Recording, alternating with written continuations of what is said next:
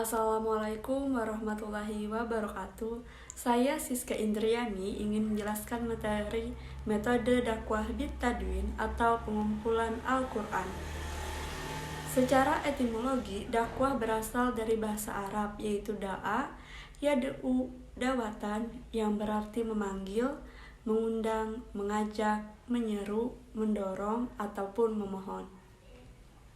Pengertian dakwah secara terminologi adalah mengajak atau menyeru kepada orang lain masuk ke dalam sabil Allah Subhanahu wa taala.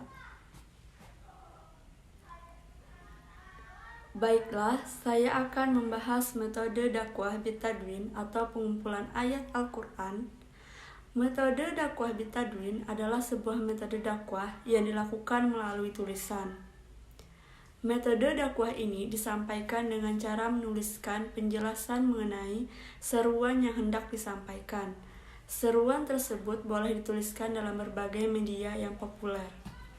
Digunakan orang banyak sehingga mudah untuk dibaca, seperti menuliskan dalam buku, media sosial, blog, dan sejenisnya.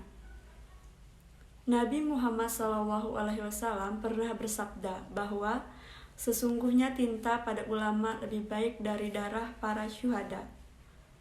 Selanjutnya, saya akan membahas pada masa Abu Bakar As-Siddiq. Metode dakwah bitadwin adalah pengumpulan ayat-ayat Al-Quran pada masa pemerintahan Abu Bakar merupakan strategi dakwah. Pada 11-13 Hijriah atau 632-634 Masehi, tepatnya setelah peperangan Yamamah pada tahun 12 Hijriah atau 613 Masehi. Dalam perang Yamamah, dalam misi menumpas nabi palsu Musailamah Al-Kadzab, banyak sahabat penghafal Al-Quran yang gugur dalam peperangan tersebut. Keadaan tersebut menimbulkan kekhawatiran di kalangan umat Islam akan habisnya para penghafal Al-Quran karena gugur di medan peperangan.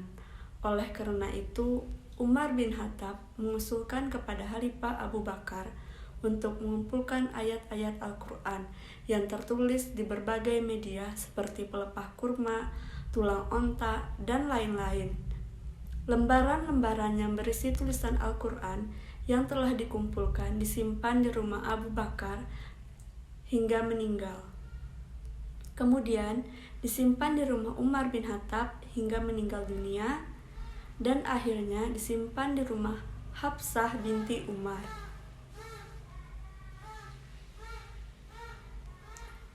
Pada awalnya, Abu Bakar agak berat melaksanakan tugas tersebut karena belum pernah dilaksanakan pada masa Nabi Muhammad SAW. Namun, karena alasan Umar bin Khattab yang rasional, yaitu banyaknya sahabat menghafal Al-Quran yang gugur di medan pertempuran dan dikhawatir akan habis seluruhnya, akhirnya Abu Bakar menyetujuinya. Abu Bakar menugaskan kepada Zaid bin Sabit, penulis wahyu pada masa Nabi Muhammad SAW, untuk mengerjakan tugas pengumpulan itu. Bersumber dari uraian di atas, Umar bin Khattab tidak menginginkan Al-Quran musnah. Upaya pengumpulan mushaf Al-Quran hingga menjadi kitab Al-Quran yang menjadi pedoman utama kehidupan umat Islam, bahkan bagi seluruh umat yang ada di permukaan bumi.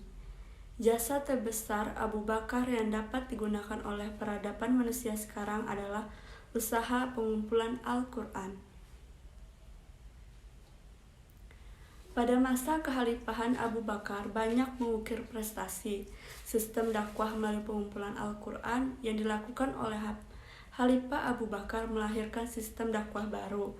Sistem dakwah baru yaitu dakwah melalui tulisan serta menerbitkan kitab-kitab, buku, majalah, surat kabar, internet, dan memiliki rentang waktu yang relatif panjang karena tidak lekang oleh zaman dan dapat digunakan oleh generasi-generasi berikutnya. Sekian penjelasan yang saya sampaikan mengenai materi metode dakwah bitadwin atau pengumpulan ayat Al-Quran. Semoga materi yang saya sampaikan dapat dimengerti dan dipahami. Saya mohon maaf jika ada kesalahan pada saat saya menjelaskan materi di atas. Kesalahan berasal dari diri saya sendiri dan kebenaran berasal dari Allah Subhanahu wa taala. Terima kasih atas perhatiannya. Saya akhiri. Wassalamualaikum warahmatullahi wabarakatuh.